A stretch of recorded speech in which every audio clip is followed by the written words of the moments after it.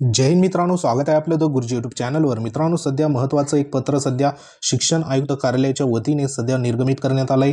तर ह्याच्यामध्ये बघा आपल्याला माहिती आहे की 2017 असेल किंवा 2022 असेल, तर ह्याच्यामध्ये जी काही टेट बघा 2017ला पहिली टेट झाली होती, 2022ला दुसरी टेट झाली होती। तर हे जे टेट परीक्षा आहे तर ती परीक्षेच्या माध्यमातून आपल्याला माहिती आहे की पवित्र प्रणालीमार्फत जी काही शिक्षक पद भरती होती तर ती पद भरती सध्या बघा सुरुवात ह्या ठिकाणी झालेली होती आणि त्या अनुषंगाने संपूर्ण जे काही पद भरती असेल संपूर्ण राज्यातील, तर त्याच्यामध्ये शिक्षक पद भरती जी आहे तर ती पद भरती पवित्र पोर्टल मार्फत सध्या राबवण्यात आलेली आहे।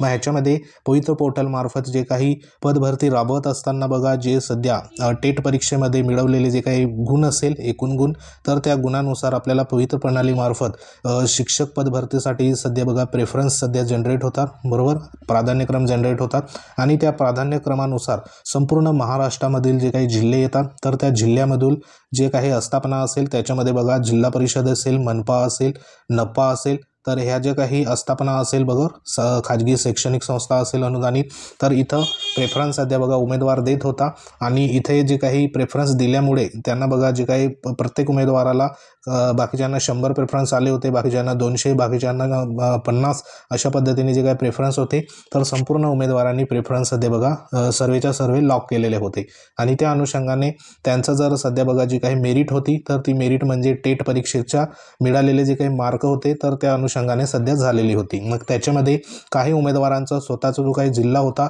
तर तो स्वतःचा जिल्हा सोडून इतर जे काही 500-700 किलोमीटरावर अंतरावर असलेले जिल्ह्याच्या ठिकाणी सध्या त्यांचं सिलेक्शन झालं होतं, बरोबर। तर अशा वेळेला काही उमेदवारांनी सध्या बघा त्या ठिकाणी रुजू झाले, काही उमेदवार सध्या बघा रुजू न झाले आणि दुसऱ्या जो काही राऊंड असेल तर त्याच्यासाठी वाट ते बघत होते। मग त्या अनुषंगाने जो काही मुलाखतीचा राऊंड होता तर त्या मुलाखतीचा राऊंडमध्ये पण त्याच पद्धतीने प्रक्रिया झाली। लांबचे सध्या बघा जे काही प्रेफरन्स सध्या आले होते आणि तिथं प्रेफरन्स देऊनही नंबर येऊनही मुलाखतीला सध्या उमेदवार गेले नव्हते। तर अशा ठिकाणी जे काही जागा असेल तर त्या जागा सध्या बघा रिक्त राहिल्या होत्या आणि त्या रिक्त सध्या राहून गेलेल्या जागा संदर्भात महत्त्वाचं जो काही राज्यातील जी सध्या शिक्षक पद भरती सध्या सुरू आहे तर ती पद भरतीमध्ये महत्त्वाची जी काही सुधारणा संदर्भात जो अभ्यास गट निवडण्यात आला होता तर तो अभ्यास गट म्हणजे या ठिकाणी राज्यातील शिक्षक पद भरतीमध्ये सुधारणा करण्याच्या अनुषंगाने अभ्यास गट निवडला होता आणि त्याचा अहवाल सध्या इथे आलेला आहे। मग याच्यामध्ये बघा काय सांगण्यात आलं आहे की जी काही राज्यात शिक्षक पद भरतीमध्ये सुधारणा करण्याच्या अनुषंगाने दिनांक 20 ऑगस्ट 2024 रोजी या ठिकाणी बघा आयुक्त शिक्षण महाराष्ट्र राज्य यांच्या अध्यक्षतेखाली अभ्यास गटाची स्थापना झाली होती। कधी झाली होती? 20 ऑगस्ट 2024ला। त्याच्यामध्ये जो काही सदर शासन निर्णयामध्ये केलेल्या अभ्यास गटातील सदस्यांची बैठक 30/8/2024 रोजी या ठिकाणी घेण्यात आली होती। मग त्या बैठकीमध्ये बघा प्रमुख जे काही समितीमध्ये जे सदस्य असेल, अन्य अधिकारी असेल तर ते सध्या उपस्थित होते। तर इथं आपल्याला दिसत आहे बघा या ठिकाणी माननीय जे काही अध्यक्ष आहे अभ्यास गट तथा आयुक्त तथा शिक्षण हे होते। त्यानंतर बघा हे जे काही संपूर्ण सदस्य असेल तर ते इथं देण्यात आले, विविध जे काही अधिकारी वर्ग आहे तर हे संपूर्ण तिथे उपस्थित होते। तर ह्याच्यामध्ये नेमकं काय ह्याच्यात बघा चर्चा झाली ती देखील इथं देण्यात आली आहे। तर आपल्याला माहिती आहे की संपूर्ण राज्यामध्ये जी शिक्षक अभियोग्यता आणि बुद्धिमत्ता चाचणी घेतली होती, बरोबर, तर त्याच्यामध्ये प्राप्त गुण व इतर निकषाचा नुसार राज्यात स्थानिक स्वराज्य संस्था व खाजगी शैक्षणिक संस्थांच्या शिक्षकांच्या रिक्त पदाची जी काही भरती असेल तर ती कार्यवाही करण्यात आली। सदर राज्य स्तरावरून जी काही पद भरती करताना सन 2024 मध्ये एकूण 21,678 एवढे रिक्त पदांपैकी जवळपास 19,986 एवढे उमेदवारांची शिफारस झाली।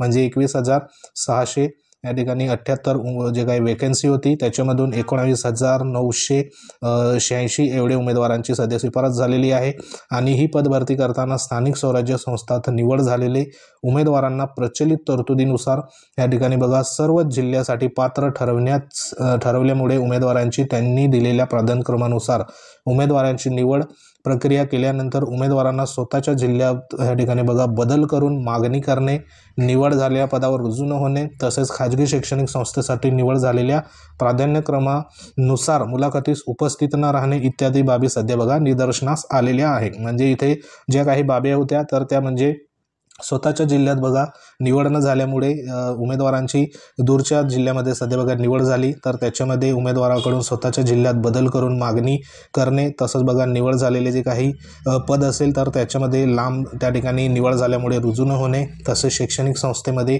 खाजगी शैक्षणिक संस्थेमध्ये बघा संस्थेमध्ये जो काही प्राधान्यक्रमानुसार मुलाखतीस बोलवलं होतं, लांब आल्यामुळे तेथे उपस्थित न राहणे इत्यादी बाबी सध्या जे काही अहवालामध्ये नमूद या ठिकाणी करण्यात आले आहे, म्हणजे जे काही निदर्शनास आलेले आहे। आणि या बाबीवर बघा विचार जर केला तर सदर पदभरतीमध्ये सुधारणा करण्यासाठी शिक्षण आयुक्ताकडून शासनास दिनांक 13/8/2024 रोजी विविध पर्याय दर्शवणारा प्रस्ताव सादर करण्यात आला।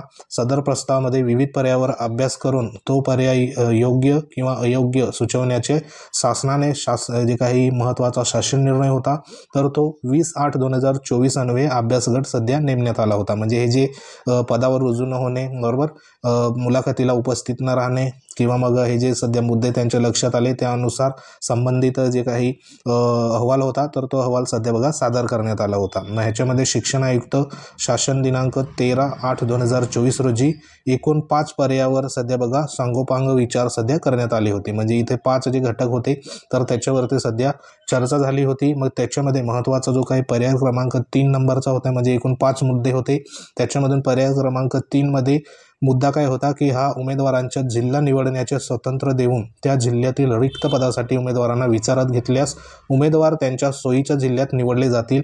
या पर्यायानुसार राज्यातील अन्य विभागाकडील म्हणजे उदाहरणार्थ पोलीस भरती, तलाठी भरती असेल इत्यादी पदभरती या ठिकाणी करण्यात येत आहे। या पदभरतीमध्ये राज्यातील एकाच वेळी अर्ज मागून उमेदवारांना कोणत्याही एका जिल्ह्यासाठी अर्ज करण्याची तरतूद आहे।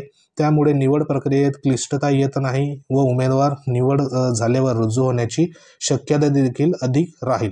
अशा पद्धतीने सध्या जो काही मुद्दा क्रमांक 3 होता तर त्याचा विचार सध्या बघा इथं करण्यात आलेला आहे। म्हणजे प्रत्येक जो काही उमेदवार असेल तर त्या उमेदवाराला जिल्हा निवडीचे स्वतंत्र देऊन त्यांना जिल्ह्यातील रिक्त पदाच्या उमेदवारांना विचारात घेतल्यास उमेदवार त्या सोयीच्या जिल्ह्यात निवडले जातील। म्हणजे इथं जी काही जिल्हा प्रक्रिया असेल, बरोबर, जिल्हा भरती संदर्भात, तर ती एक प्रकारे इथे ह्याच्यावरनं आपल्याला निदर्शनास येते। म्हणजे जर उमेदवाराला जिल्हा निवडण्यासाठी स्वतंत्र देऊन त्याचा जो काही जिल्हा असेल, बरोबर, म्हणजे ज्या जिल्ह्यात त्याला काम करायचं आहे त्या पदासाठी त्याला जर उमेदवाराला निवडण्यासंदर्भात विचारात जर घेतले तर त्या ठिकाणी त्याचा जो काही जिल्हा असेल तर तो त्याच्या सोयीचा जिल्हा तो त्याला निवडला जाईल। म्हणजे जे काही जिल्हा भरती असेल तर त्या जिल्हा भरतीमध्ये त्याला जसं पोलीस शिपाई भरती असते, तलाठी भरती असते, तर ह्याच्यामध्ये बरं कोणत्याही एका जिल्ह्यात अर्ज करायला पडतो आणि त्या जिल्ह्यामध्ये त्याची निवड होते। तर त्या अनुषंगाने जो पर्याय क्रमांक 3 होता तर तो त्या पद्धतीने होता, बरोबर। म्हणजे उमेदवाराला फक्त त्यांचा जो काही जिल्हा असेल तर त्या जिल्ह्याचा पर्याय तिथं दिल्यास संबंधित जो काही उमेदवार असेल जर त्याची निवड जर झाली तर तो निवड होऊन बघा त्याची जी काही रुजू होण्याची शक्यता देखील अधिक राहते। अशा पद्धतीने 3 नंबरचा मुद्दा होता। म्हणजे इथं सरळ जिल्हा निहाय जी काही पदभरती संदर्भात एक आपल्याला इथं लक्षात येत आहे। पुढचा मुद्दा काय होता की सदर पर्याय क्रमांक 3 नंतर विचार करायचा झाल्यास तर पर्याय क्रमांक 5 जो होता, म्हणजे 5वा जो मुद्दा होता तो देखील विचार करण्यात आला आणि या पर्यायानुसार पोर्टलवर आलेल्या जाहिरातीत उमेदवारांच्या सोयीनुसार जास्तीत जास्त बघा 20 प्राधान्यक्रम देऊन पदभरती केल्यास उमेदवार अनावश्यक प्राधान्यक्रम देणार नाहीत, बरोबर, आणि जास्तीत जास्त उमेदवारांना निवड प्रक्रियेत यामुळे सहभागी होता येणार आहे। म्हणजे इथे जे काही आपल्याला प्रेफरन्स आले होते टेट 2 टेट 1 मध्ये, तर याच्यामध्ये 200-500 जेवढे प्रेफरन्स आले होते तर ते उमेदवारांनी बघा संपूर्णच्या संपूर्ण प्रेफरन्स लॉक केले होते। मग ह्याच्यामध्ये काय झालं की त्यांना जे काही प्राधान्यक्रमानुसार 1, 2, 3 मध्ये सध्या बघा जे काही प्राधान्यक्रम होते त्याच्यात निवड न होता डायरेक्ट बघा जर समजा 500 जर इथं प्रेफरन्स दिले असेल तर कोणाचा निवड तिथं 300व्या नंबरवरच्या प्रेफरन्सवर झाली, कोणाची निवड 250च्या नंबरवरती प्रेफरन्स होता तिथं झाली। म्हणजे जे प्रेफरन्स होते तर ते प्रेफरन्स सध्या बघा आपण आपल्या स्वतःच्या जिल्ह्यापासून सुरुवात केली आणि लांबपर्यंत सध्या गेलो। म्हणजे इथं जे काही लांब सध्या बघा दूरचा जिल्हा इथं मिळाला आणि त्या अनुषंगाने इथं आता काय विचार करण्यात आला आहे की सध्या जर पदभरती जर झाली तर इथं 5वा जो काही मुद्दा होता त्याच्यामध्ये उमेदवाराला फक्त इथं जास्तीत जास्त 20 जे काही प्राधान्यक्रम असेल तर ते प्राधान्यक्रम भरतीच्या प्रक्रियेमध्ये सध्या बघा देता येईल। म्हणजे एकूण 20च प्राधान्यक्रम देण्यात येणार।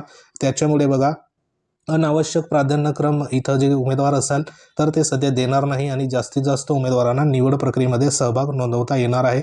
अशा पद्धतीने हा 5 नंबरचा मुद्दा होता. म्हणजे जे प्रेफरन्स आपण 400 500 जेवढे आले तेवढे सर्व लॉक करत होतो, तर आता तशा पद्धतीने लॉक न करता फक्त जास्तीत जास्त 20 प्राधान्यक्रम सध्या बघा पदभरतीसाठी इथं विचार केला जाईल. म्हणजे 20च सध्या प्रेफरन्स सध्या लॉक होईल आणि इतर जे काही प्रेफरन्स असेल तर त्याच्यामध्ये इतर उमेदवारांना देखील तिथं प्राधान्य मिळेल. तर असे हे 2 मुद्दे होते आणि ह्याच्यामध्ये बघा सध्याच्या प्रचलित पद्धतीनुसार उमेदवार जाहिरातीनुसार पात्र असलेले सर्वच प्राधान्यक्रम लॉक करतो व गुणवत्तेनुसार बरेच उमेदवारांना त्याच्या घरापासून दूरवर निवडले जाते. पर्यायाने उमेदवार रुजू होत नाहीत. या यादीतील पुढील उमेदवारांना देखील संधी उपलब्ध होत नाही. तसेच संबंधित नियुक्ती प्राधिकारी यांच्याकडील पद देखील रिक्त राहते. त्यामुळे उमेदवारांना अमर्याद प्राधान्यक्रम लॉक करणे देखील रिक्त पदे भरण्याच्या दृष्टीने गैरसोयीची ठरत असल्याचे इथं दिसून येत आहे. म्हणजे जो काही प्राधान्यक्रम दिलेला असतो 1 2 3 तिथं नंबर न लागता 400 500 नंबरचा जो काही प्राधान्यक्रममध्ये सध्या बघा नंबर लागत होता, त्यामुळे बरेच उमेदवार सध्या घरापासून दूर निवडले जात होते. म्हणजे बाहेरच्या जिल्ह्यामध्ये 500 700 1000 किलोमीटरवर आणि त्या ठिकाणी सध्या उमेदवार रुजू होण्यामध्ये टाळाटाळ करत होते किंवा बाकी उमेदवार रुजू देखील न होत होते आणि अशा पद्धतीने जागा रिक्त होत होती. अशा पद्धतीने इथे सध्या सांगण्यात आलं आहे. म्हणजे जे काही गैरसोयीचं होतं तर ते गैरसोयीचं इथं बघा जे उमेदवार अमर्याद जे काही प्राधान्यक्रम लॉक करणे देखील रिक्त पदे भरण्याच्या दृष्टीने गैरसोय ठरत असल्याचं सध्या दिसत होतं. आणि ह्याच्यामध्ये बघा वर नमूद जे काही पर्याय क्रमांक 3 आणि पर्याय क्रमांक 5 म्हणजे 3 नंबरचा मुद्दा आणि 5 नंबरचा जो मुद्दा होता तर त्याच्याप्रमाणे शिफारस करण्याबाबत चर्चा झाली. तसेच सदरप्रमाणे या ठिकाणी बदल करायचे झाल्यास सध्या RT 2009 अंतर्गत इयत्ता पहिली वर्गातील 25% ह्या ठिकाणी प्रवेशाबाबत राज्य शासनाने बदल केले व सदर बदलांना माननीय उच्च न्यायालयामध्ये याचिका दाखल झाल्या व शासनास सदरची प्रवेश प्रक्रिया पूर्वीप्रमाणे सुरू ठेवावी लागली. ही बाब विचारात घेता शिक्षक पदभरतीमध्ये बदल करण्यापूर्वी माननीय महाधिवक्ता व माननीय उच्च न्यायालयातील शासकीय जे काही विधिज्ञ यांचे मत घेऊन बदल करण्याबाबत योग्य तो बदल करणे योग्य राहील. यामुळे भविष्यात न्यायालयीन अडचणी निर्माण होणार नाही असं देखील इथं म्हटलेलं आहे. म्हणजे जेव्हा इथं बघा पहिली वर्गातील 25% प्रवेशाबाबत राज्य शासनाने बदल केला होता तेव्हा बघा माननीय उच्च न्यायालयामध्ये याचिका सध्या बघा पडल्या होत्या आणि त्या अनुषंगाने ह्या ठिकाणी जर मागची पार्श्वभूमी जर घेतली तर पुन्हा जर सध्या मुद्दा क्रमांक 3 आणि 5 प्रमाणे जर लक्षात घेतलं आणि बदल जर केलं तर पुन्हा याचिका पडू शकतात का किंवा पडू शकेल तर त्या दृष्टीने इथं बघा त्या संदर्भात महाधिवक्ता असेल तर त्यांच्याशी योग्य तो काही चर्चा असेल मत असेल तर ते घेऊन सध्या बघा पुढील जी काही बदलासंदर्भात कार्यवाही असेल तर ती होणार अशा पद्धतीने इथे सांगण्यात आलेलं होतं. म्हणजे इथं एकंदरीत लक्षात येतं की फक्त मुद्दा क्रमांक 3 जो आहे तो म्हणजे स्वतःच्या जिल्ह्यामध्ये म्हणजे जी पोलीस भरती तलाठी भरती जी काही जिल्हानिहाय भरती होते तशी शिक्षक भरती देखील जिल्हानिहाय इथं होईल अशा पद्धतीने एक निदर्शनास येतं. आणि दुसरा म्हणजे जे प्राधान्यक्रम बघा आपण जास्तीत जास्त किती पण देत होतो तर आता फक्त इथं 20 प्राधान्यक्रम बघा देता येणार असे इथं 2 मुद्दे सध्या क्लिअर होत आहे. पण हे सध्या बघा एक अहवाल आहे, ह्याच्यावरती पुढील कार्यवाही जे काही महाधिवक्ता असेल त्यांच्याशी चर्चा होऊन बघा आपल्याला जो काही GR असेल तर तो पाहायला इथं मिळू शकतो. तर सध्या तरी हे एक महत्त्वाची जी काही अहवाल होता राज्यातील शिक्षक पद भरती सुधारण्यासंदर्भात तर तो सध्या इथे आलेला आहे. तर आता भविष्यात जी शिक्षक पद भरती बघा केंद्रीय पद्धतीने म्हणजे संपूर्ण महाराष्ट्रामध्ये कुठेही उमेदवाराला निवड त्या ठिकाणी होत होती तर तशी न होता आता समजा जर अशा पद्धतीने झालं तर जिल्हानिहाय सध्या जी काही भरती असेल तर ती कदाचित आपल्याला पाहायला इथे मिळू शकते. पण भविष्यात आता कशा पद्धतीने याच्यावरती ॲक्शन होतं त्याच्यावरती अवलंबून असणार आहे. तर सध्या तरी ही एक महत्त्वाची लेटेस्ट अपडेट होती शिक्षक पद भरती संदर्भात. तर अशाच प्रकारच्या अपडेटसाठी वेळोवेळी आपल्या चॅनलला भेट द्या. माहिती आवडली असेल लाईक करा, शेअर करा. तुम्ही जर आपल्या चॅनलवर नवीन असाल तर ह्या ठिकाणी चॅनलला सबस्क्राईब करून घ्या. टेलिग्राम चॅनल देखील जॉईन करा. त्याच्यावरती आपण शिक्षक भरती इतर स्पर्धा परीक्षेसंदर्भात माहिती तुमच्यापर्यंत देत असतो. तर भेटू आपण नेक्स्ट एखाद्या महत्त्वाच्या इन्फॉर्मेशनमध्ये. सध्या तरी शिक्षक पद भरती संदर्भात हा महत्त्वाचा अभ्यास गट अहवाल होता. तर बघू आता नेमकं काय होतं पुढे भविष्यात. जशी अपडेट येईल तशी तुमच्यापर्यंत पोहोचवण्यात येईल. तर भेटू नेक्स्ट अपडेटमध्ये. तोपर्यंत जय हिंद, वंदे मातरम.